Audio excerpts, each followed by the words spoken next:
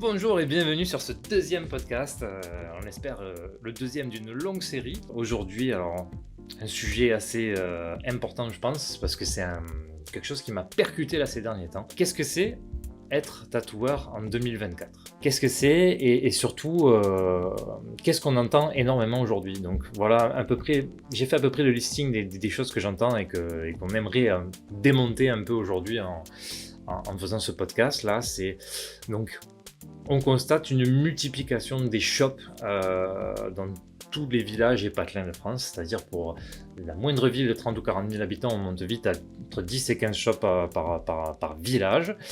C'est le cas chez nous d'ailleurs. On a énormément de tatoueurs, du coup énormément de gens qui se lancent, des gens avec des styles complètement différents. Donc aujourd'hui le client il a un choix qui est énorme, on va dire. Il peut très bien aller voir différents artistes pour différents projets tatou. On a l'impression aujourd'hui que la fidélité client, c'est plus que c'était. Ensuite, je me balade beaucoup sur le nouveau Twitter de Instagram qui s'appelle Threads là, et je vois. Alors là, c'est on va dire, c'est Sinistrosland, c'est là où je vois les trucs les plus qui m'ont le plus touché. Je vois beaucoup de tatoueurs qui témoignent qu'ils n'arrivent plus à joindre les deux bouts et qui sont obligés d'aller faire un second boulot et qui réfléchissent à lâcher le métier de tatoueur pour retourner travailler en CDI quelque part. Ça, c'est le truc qui m'a le plus, on va dire, fait froid dans le dos. Et ensuite, il y a donc les réseaux sociaux comme Instagram qui sont beaucoup moins efficaces qu'avant. Ça, c'est la grosse plainte du moment. L'algorithme fait du mal. En gros, on avait l'habitude avant que ça fonctionnait tout seul. Maintenant, ça ne fonctionne plus. Les conventions, ça aussi, j'entends beaucoup. Et j'ai vécu ça aussi, qui sont de plus en plus grosses, avec de plus en plus de tatoueurs, de plus en plus chers. Et au niveau de la qualité, le choix des artistes, souvent, c'est vraiment complexe. Et des fois, on ne comprend pas trop, quoi. Et pour finir, on est en train de rentrer dans une ère où on commence à avoir des robots tatoueurs. Donc voilà un peu le contexte actuel aujourd'hui. Voilà de quoi on a peur.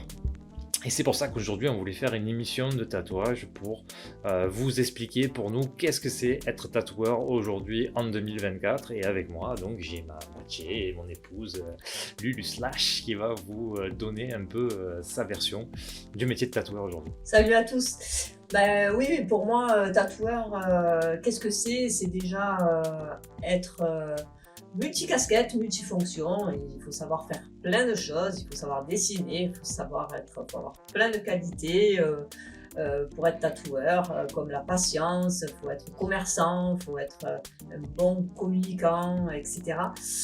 Bref, on verra tout ça en détail par la suite. Qu'est-ce que c'est le métier de tatoueur? C'est aussi, pour moi, c'est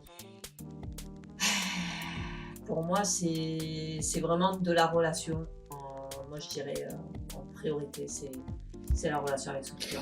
Mais alors, selon toi, pourquoi je vais revenir sur le point qui m'inquiète le plus. Pourquoi il y a des tatoueurs aujourd'hui qui décident de faire un boulot alimentaire à côté de leur activité de tatoueur et même qui réfléchissent à retourner bosser en CDI quelque part et lâcher carrément le métier, quoi. À ton avis, pourquoi? Pour moi, il y a deux choses. C'est où ils pratiquent des prix trop bas et du coup, tu peux pas subvenir à... tu peux pas payer tes factures, hein, finalement, si Ouais, tu rentres pas dans tes tu frais. rentres pas dans tes frais, hein, Tu on va rentres. te dégager un salaire quand tu casses les prix comme ça. J'entends des tatoueurs qui font entre 30 et 50 balles le tatou. Forcément, tu peux pas, c'est pas viable. C'est une entreprise. Ouais, mais admettons, tu vois, parce que j'ai vu passer des gens qui font quand même du travail correct et qui, après, je suis pas allé voir les prix qu'ils faisaient, hein, mais j'imagine qu'ils font des prix corrects. Voilà. Pourquoi ceux-là, ils réfléchiraient aussi à quitter le job, quoi. Alors après, donc si c'est pas, si ça vient, pour moi, si ça vient pas des tarifs, s'ils pratiquent des prix corrects, ou ils savent pas bien communiquer, ils ont pas assez de clients, donc je dirais, voilà. Ou dernière chose, la position inconfortable d'être entrepreneur. Parce que quand tu es tatoueur, tu as ton compte, on l'a tous bien compris, et donc tu sais pas forcément qu'est-ce que tu vas gagner à la fin du mois. Tu peux pas forcément faire un crédit, etc. Parce que le statut, il est un peu, pour les banques, il n'est pas, c'est pas terrible. Ah, c'est compliqué, ouais. Quand tu es auto-entrepreneur, ils aiment pas. C'est un peu une insulte pour un banquier. Ouais. Donc je peux comprendre que le tatoueur, ils se disent bon je fais ça en plus, ça fera du beurre dans les épinards et puis au moins j'ai mon CDI à côté et voilà. Mais je pense qu'il doit avoir des grosses semaines aussi bien chargées. Moi, je pense il y a un problème de fond qui est encore, enfin pour moi, ce que je pense, qui est encore plus, qui va un peu plus loin que ça par rapport à la vision que les gens ils se sont fait du métier de tatoueur, tu vois. Aujourd'hui, on entend beaucoup je suis un artiste, on l'entend à toutes les sauces, tu vois. Ouais. Et du coup, il y a beaucoup de gens qui se sont spécialisés dans un truc bien particulier et qui sortent pas de ce courant artistique-là, aussi, ouais. et en fait qui dénigrent des fois certaines demandes de clients parce que ça rentre pas dans leur corde, dans leur art, on va dire. Et moi, je pense que ça, c'est les conséquences de l'ère Instagram qu'on a vécu jusqu'à maintenant, tu vois. En fait, Instagram, ça a été comme un Eldorado, tu vois. Tu postais ton travail, tu avais des clients. Ah putain, lui, il est spécialisé dans ça, lui, il est spécialisé dans ça. On va aller voir lui, on va aller voir ça. Et du coup, ça a créé un fantasme de l'artiste tatoueur. Donc, du coup, le moindre tatoueur qui se lance aujourd'hui, il se dit moi je vais faire ce style-là parce que c'est comme ça que je me vois, que je me reconnais.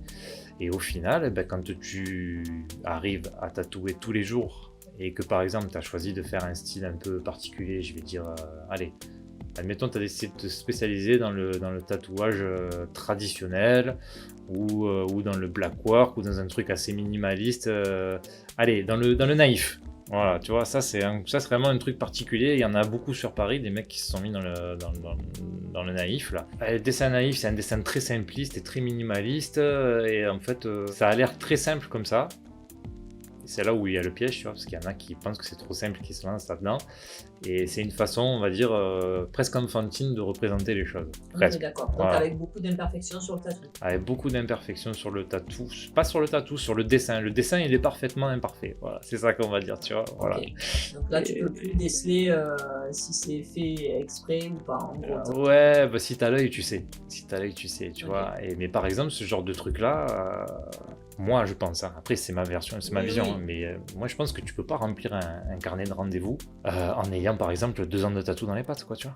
Voilà. Je veux dire, tu vas avoir un mec qui va tatouer depuis 10-15 ans et que les gens ont capté que c'était ça son truc et que c'était ça son univers, mais il a créé une clientèle tellement énorme qu'au final il arrive à avoir peut-être 1 mois ou 2 mois d'avance sur ce type de demande-là.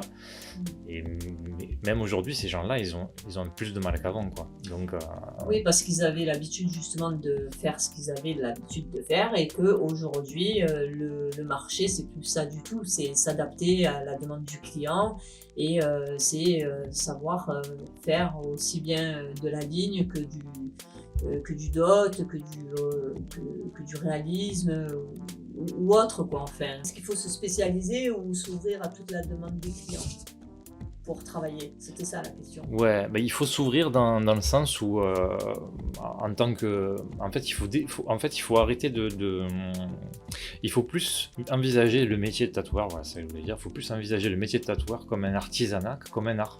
Un artisan maçon, prenons par exemple, qui est spécialisé dans la construction de villas provençales. Il a une spécialisation, mais dans sa spécialisation, il va pouvoir faire plusieurs choses. Et puis, un jour qu'il a de la place dans son planning, on va lui demander peut-être une villa contemporaine.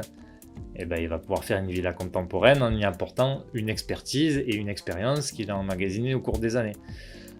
Et nous, aujourd'hui, artisans du tatouage, il faut qu'on arrive à avoir cette même approche avec les clients. C'est-à-dire que on est devenu tellement nombreux aujourd'hui que si tu as un client qui rentre dans le magasin et que tu lui dis non, je peux pas faire ton truc, tu vois, et que tu cherches même pas à discuter avec lui parce que quelqu'un qui est spécialisé, par exemple, j'ai une connerie, dans le Jap, un mec qui fait du Jap, il a les aptitudes pour faire du néotrad, il a les aptitudes pour faire de la fine line, parce que normalement il y a des aptitudes techniques. Voilà, il a les aptitudes techniques, tu vois, donc il a forcément il va forcément pouvoir produire un contenu artistique qui va s'approcher de la demande du client. Et en fait, c'est cet effort-là que beaucoup d'artistes tatoueurs font plus aujourd'hui, entre autres, et du coup, bah, ça leur fait passer un gros manque à gagner à la fin du mois, quoi. Donc est-ce qu'on peut dire qu'un tatoueur, c'est un artiste?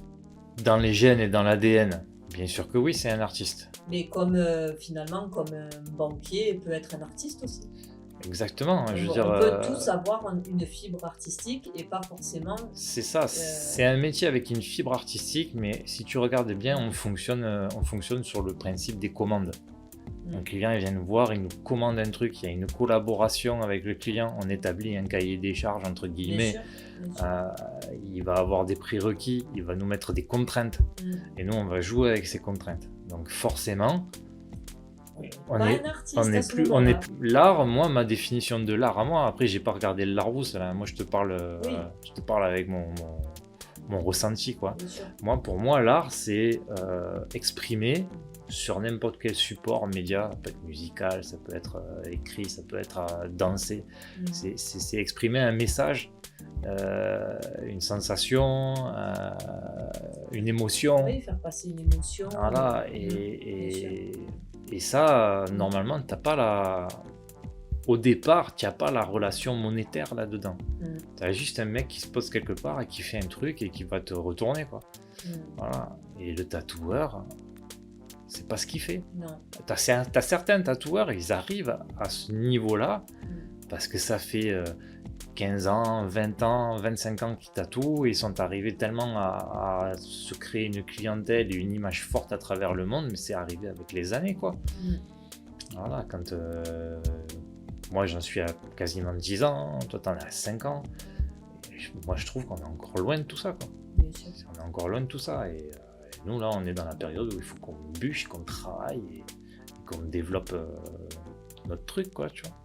Toi l'artisanat, Bah, du coup, oui, moi je pense qu'on est plus artisan. Moi je le vis comme ça. C'est plus un métier artisanal qu'un métier artistique, puisque pour moi, moi je suis l'artiste de ma vie. Voilà, je fais des activités artistiques, mais il n'y a pas de contraintes en fait. bah, Comme je peux avoir tous les jours des contraintes.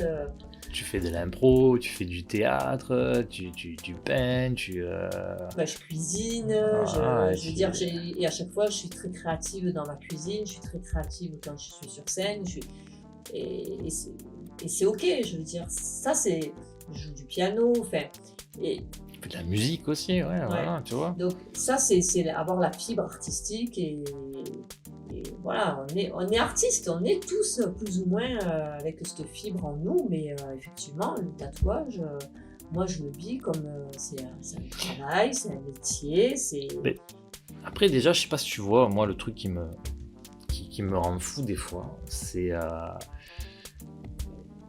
là où on est des artisans pour moi, tu vois. C'est qu'on a des outils dans les mains, tu vois, et ces outils, il faut apprendre à les maîtriser, et il faut savoir à quoi correspond quoi, etc. Et moi, je croise souvent des gens qui savent pas à quoi correspond quoi dans les machines de tatouage, quoi, tu vois.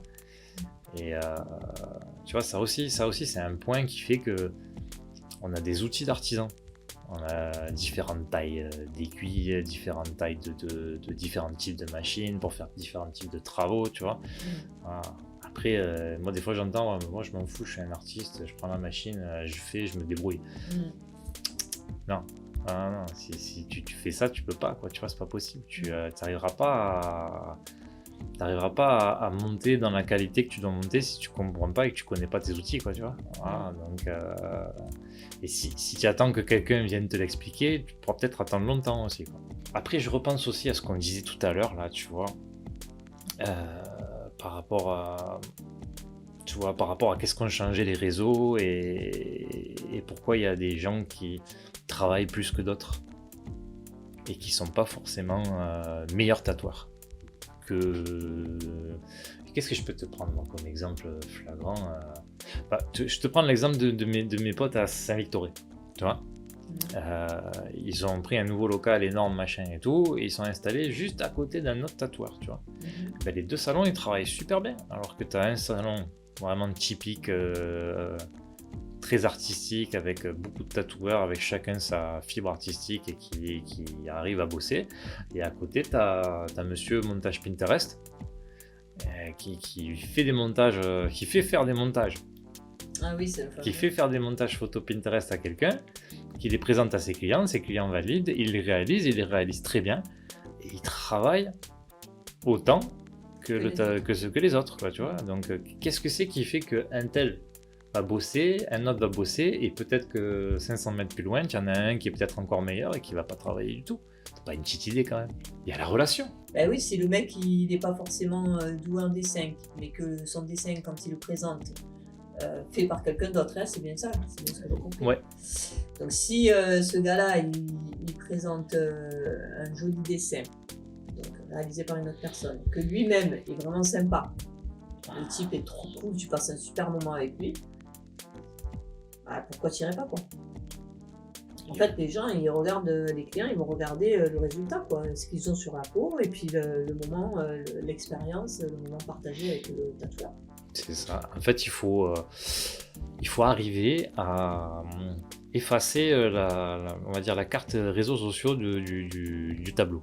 C'était quoi le tatouage avant les réseaux sociaux? Je me suis là replongé il n'y a pas longtemps dans ce que c'était le tatouage avec le premier tatoueur qui s'est installé en France, Bruno de Pigalle, tu vois. Et en fait, c'est quoi le tatouage à la source? Vraiment, c'est vraiment c'est comme un rite de passage, quoi, tu vois. Il y a vraiment un truc social. Tu veux exprimer quelque chose, tu veux voilà. Et cette expression de soi, donc, elle est indépendante de ta qualité d'artiste.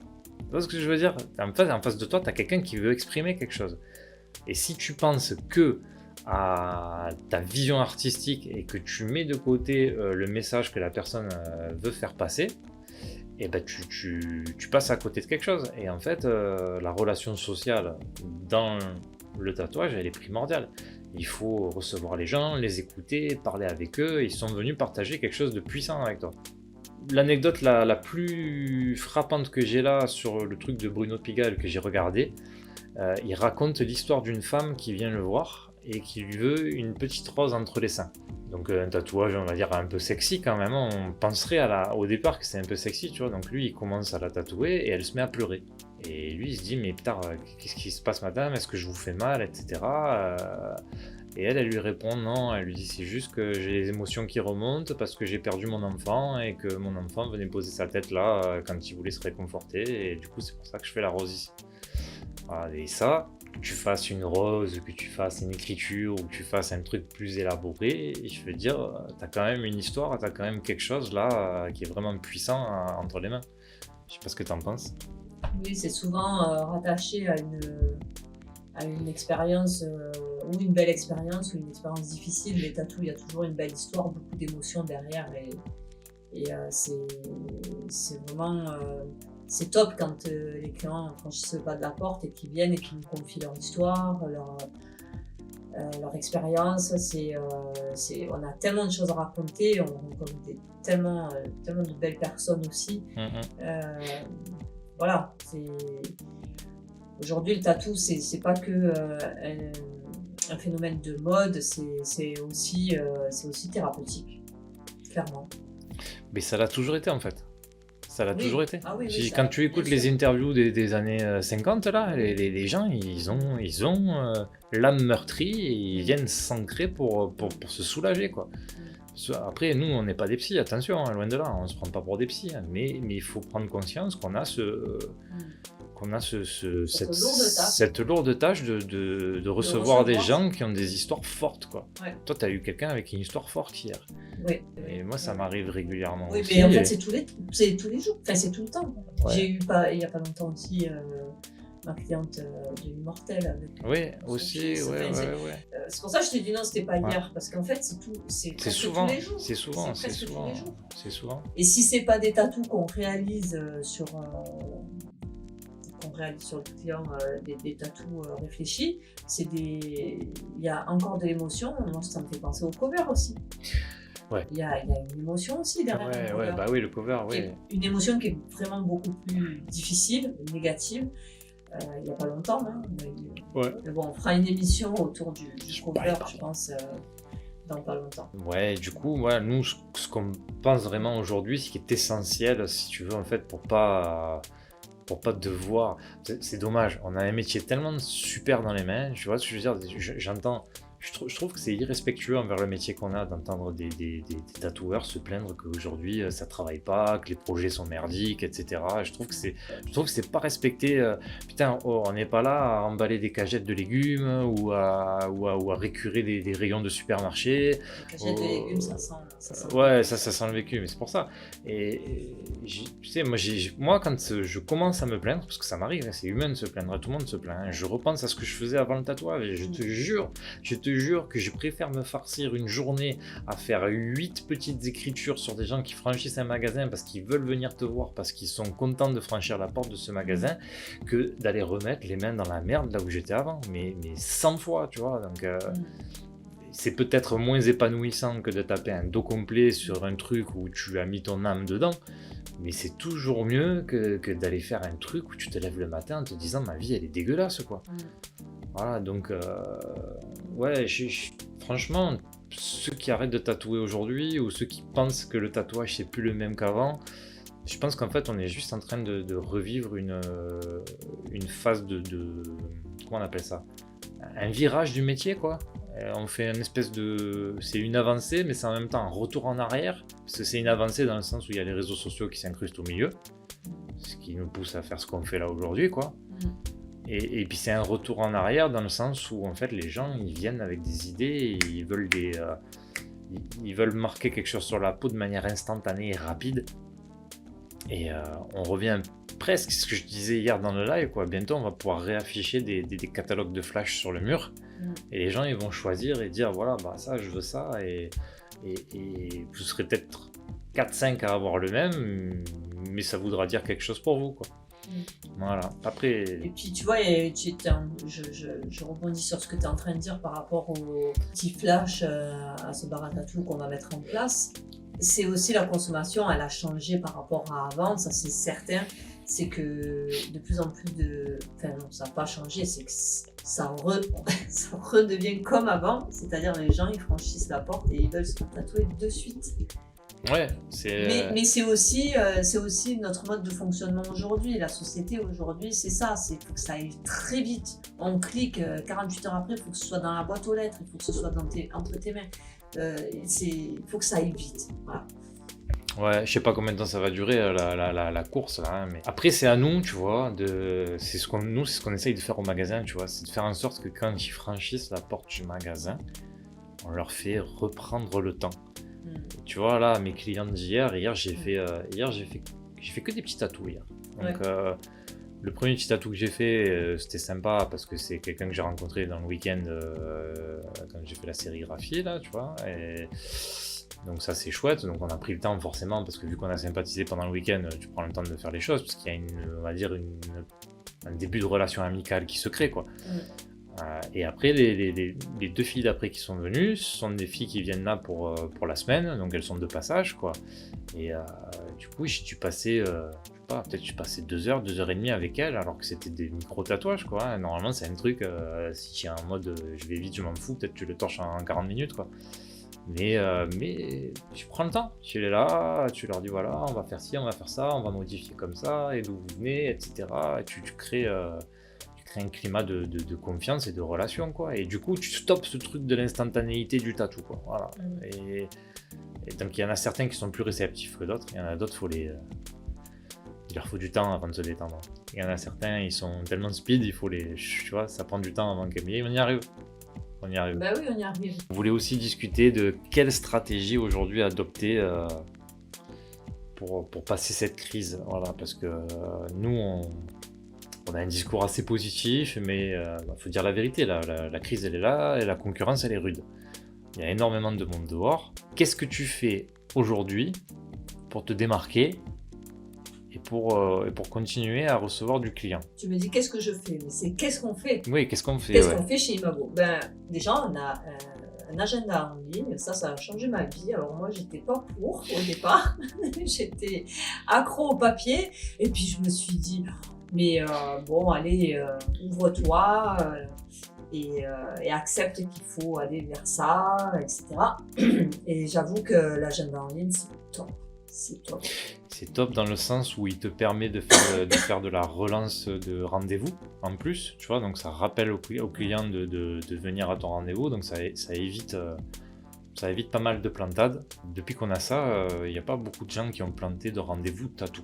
Ouais, c'est clair. Rendez-vous dessin, oui, ça, Oui, il y a dessin. beaucoup moins d'engagement, donc il y en a plein qui plantent, mais rendez-vous tatou, c'est ok. Puis c'est pratique, du coup tu gardes les coordonnées des clients, enfin tu as un fichier client qui se crée. Donc quand tu as un commerce, ben, ça a de la valeur, ça. Tout à fait. Ça a de la valeur, et on a aussi une relance, ça c'est magique, hein. Une relance pour dire aux gens de laisser un petit avis sur Google quelques jours après leur passage au magasin. Et ça marche bien, ça, je trouve. Marche super bien. Après, on a grandi d'équipe, hein. On a notre assistante, Elodie, qui vous accueille, qui vous recontacte après avoir laissé vos coordonnées, etc. Donc, qui va fixer les rendez-vous. Donc, nous, on perd vachement moins de temps aujourd'hui à recontacter le client, à répondre, etc. Donc, ça, c'est vraiment top aussi. Il faut savoir se faire aider au bon moment. Et pourquoi on a pris Elodie? Ça, c'est très important. C'est parce que on s'est rendu compte que Instagram et Facebook, ça marchait beaucoup moins bien qu'avant. Mais avant, on payait pas. C'était bien ça, tu vois, c'était chouette. Et tu as déjà vu beaucoup de secteurs d'activité où tu communiquais sans payer. Et donc du coup, on s'est dit, bon, on va réfléchir à leur donner un peu des sous, voir comment ça marche. Et du coup, on s'est mis à faire de la publicité professionnelle sur Facebook et Instagram. Donc quand je dis professionnelle, c'est-à-dire que c'est pas de la publication du sponsor de publication classique. Ça marche pas bien.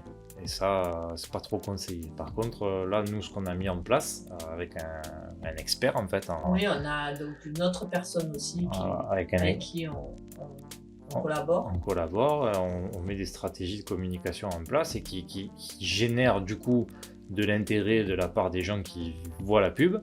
Et du coup, Elodie, son taf, c'est de trier ces gens qu'on récupère via la pub et de nous les renvoyer vers le magasin. Voilà, donc ça c'est toute une stratégie qu'on a mis en place, et je sais pas ce que tu en penses, mais moi je trouve qu'aujourd'hui ça marche super bien. Ouais, je trouve que il devrait pas y avoir un salon de tatouage qui devrait se priver de ça, quoi. Mais c'est certain, parce que les réseaux sociaux, ça suffit pas finalement. En fait, ils nous ont habitués à devenir accros. Une fois qu'on est devenu accro, la publicité, c'était facile. Avant, c'était facile de faire la pub avec les réseaux. On est devenu accro. Donc, ils ont préparé le terrain, en fait, pour qu'après, on puisse plus s'en passer. Et aujourd'hui, Insta, il faut, si on veut continuer à être présent sur Insta et ramener du client par Insta, il faut communiquer sur Insta, et maintenant c'est payant. Ouais, sur Insta et sur Facebook en fait, oui, sur les deux, Facebook, les deux, ouais, voilà. Après, on n'a pas testé Google parce qu'on a des retours très satisfaisants, et puis Google, mon avis personnel, à partir du moment où tu as une page Google Business avec ton adresse et que tu as des commentaires positifs suffisamment nombreux, les gens, quand ils font une recherche, qui voient que tu as 5 étoiles, ils cherchent même pas à comprendre, hein. Ils ont confiance, quoi. Et puis il y a les photos. Voilà, si tu fais une belle page avec des belles photos et que tu as des super avis, ça suffit large, tu n'as pas besoin de dépenser des sous chez Google, quoi. Non. Et voilà, et après... Après, on a mis d'autres stratégies en place, hein. Ouais. Tout ce qui est animation. Ouais. Déjà au sein du shop. Donc, justement pour valoriser nos clients. C'est vrai. Oui, c'est vrai. Voilà. On s'est dit que... Parce que je sais pas ce que tu en penses, mais on est dans un métier un peu d'égo où on a tendance à se mettre beaucoup en scène et où on ne pense pas à remercier les gens qui nous font travailler. Ah, moi je pensais à autre chose. Tu pensais à quoi, toi? Non, je parlais des animations, des jeux, tout ça aussi. Ah ouais. Bah si tu veux, on peut parler de ça. Ouais. Non, mais ça me va, on peut parler de l'événement. Ouais. Et du coup, t'as eu une super idée, toi, de faire un événement de remerciement à nos clients, quoi. C'était super chouette. Hein. Ouais, en fait, l'idée, bon, déjà, c'est vrai que je suis très créative je suis très stratège et très créative, donc quand tu mixes les deux, puis en plus, je me suis aidée aussi des neurosciences que j'étudie. Et voilà, si tu comprends le système, si tu comprends comment fonctionne le cerveau et tout, du coup, tu peux mieux comprendre aussi comment fonctionnent les gens et qu'est-ce que les clients attendent au fond. Et les clients ou l'être humain tout simplement. Et du coup, ouais, j'ai eu cette idée de créer un événement pour les meilleurs clients de l'année. Qu'est-ce que c'est le meilleur client? C'est celui déjà qui te fait faire des projets plutôt sympas. La fréquence, c'est une personne qui va venir assez souvent.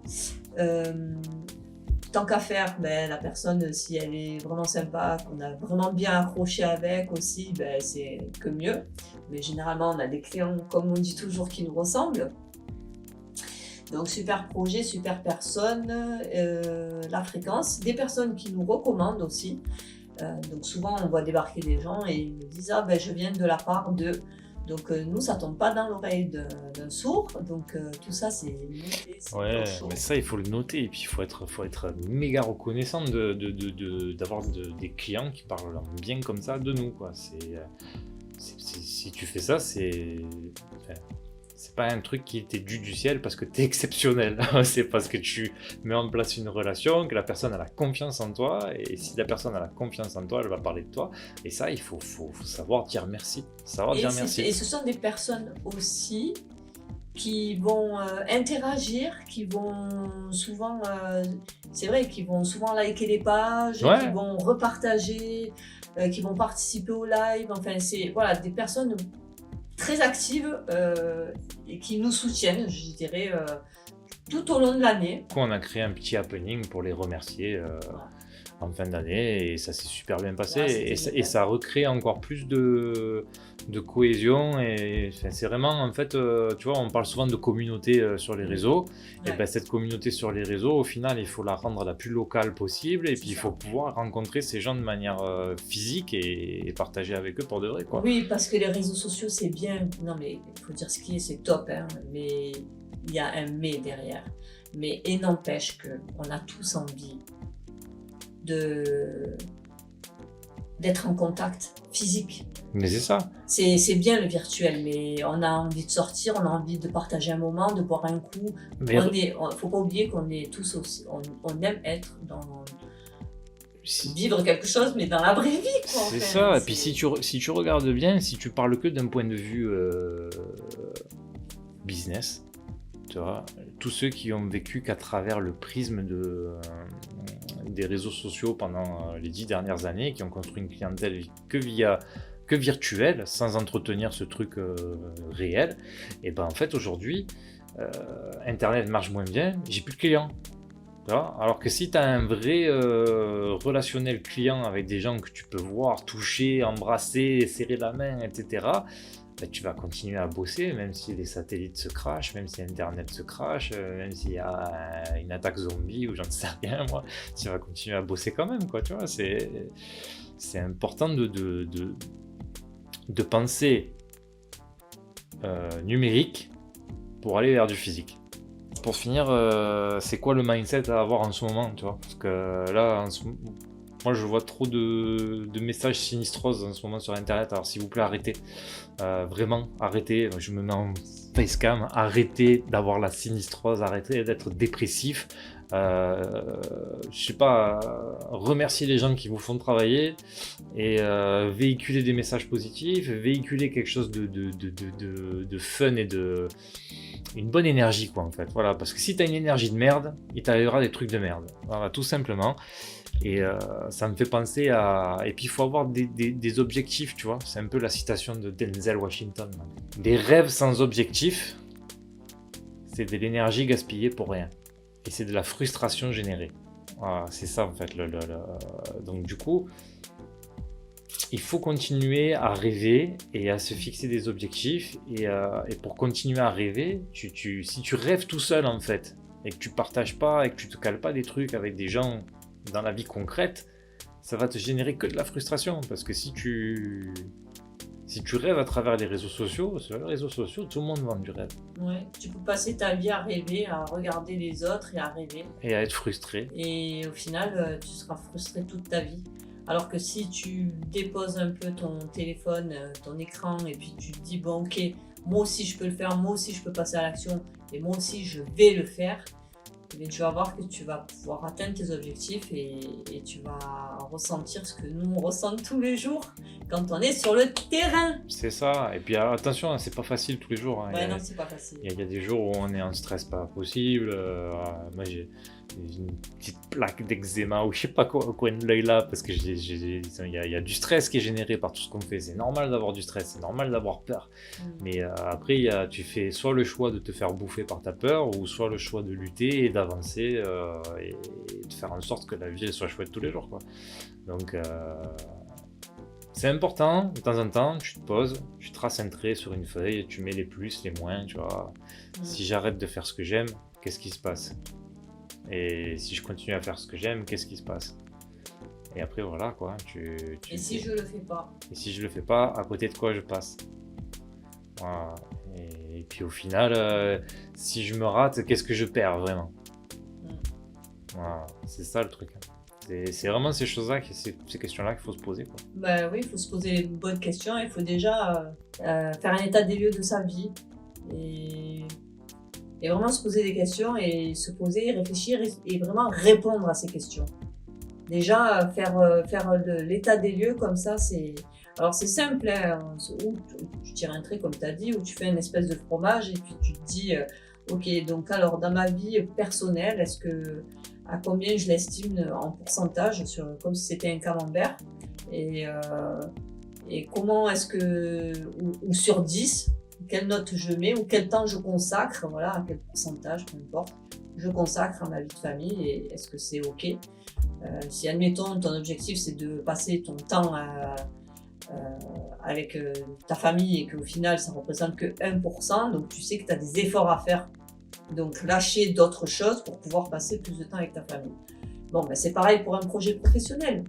Si tu as envie de devenir, on va prendre notre cas dans le tatou, si tu as envie de devenir tatoueur et qu'aujourd'hui tu fournis que 10% d'efforts pour devenir tatoueur, c'est-à-dire tu n'as pas le temps de dessiner, tu n'as pas le temps de te poser, de regarder comment on monte une entreprise, tu as peur de te lancer, de lâcher ton travail, et donc voilà, si tu fais un état des lieux et que tu vois que tu ne fais rien pour devenir tatoueur, qu'est-ce que tu dois lâcher, qu'est-ce que tu dois faire, quel est step by step, petit pas par petit pas, qu'est-ce que tu peux faire pour te diriger vers ton objectif. Et pour terminer, faire un état des lieux. Et pour terminer, pour ressouligner ce que je vois beaucoup, quand j'entends beaucoup les gens, tu vois. On le dit souvent nous aussi, hein. Quand tu commences à dire les gens, dis-toi que tu parles de toi. Et à un moment donné, demande-toi qu'est-ce que c'est qui va pas avec toi et pas avec les gens, justement. Et à partir de là, ça sera déjà un bon point de départ pour peut-être changer des trucs. Faut qu'on fasse un état des lieux, nous. Parce que nous, on a besoin de se faire aider. Ouais, on cherche des collaborateurs. Après, on n'a pas de sous pour les payer, mais on cherche des collaborateurs. Des gens motivés qui ont envie de créer leur poste et rejoindre l'aventure chez Imago. Si vous pensez pouvoir apporter quelque chose, nous on a plein d'idées, donc je sais pas. Ça manque pas. Venez discuter. Déjà rien que ça engage en rien. Oui, et puis je profite aussi de ce podcast pour dire que voilà, il y a le séminaire qui arrive prochainement là, ce week-end, et que je sais qu'il de nombreuses personnes sont intéressées pour y participer ou qui ont l'idée peut-être de se lancer un jour ou quoi. En tout cas, nous, on les accueille avec grand plaisir au shop, qui viennent, qui se présentent et Ouais, venez, venez, avec leur bout, venez leur vous dessin. montrer et venez Faisons discuter. connaissance. N'hésitez pas à venir Ouais. discuter. Voilà, on sait jamais, une discussion, ça peut aboutir sur des choses sympas. Voilà, notre porte est grande ouverte. Voilà, Et on bien, vous souhaite, sur ce, des bonnes semaines à venir jusqu'au prochain podcast.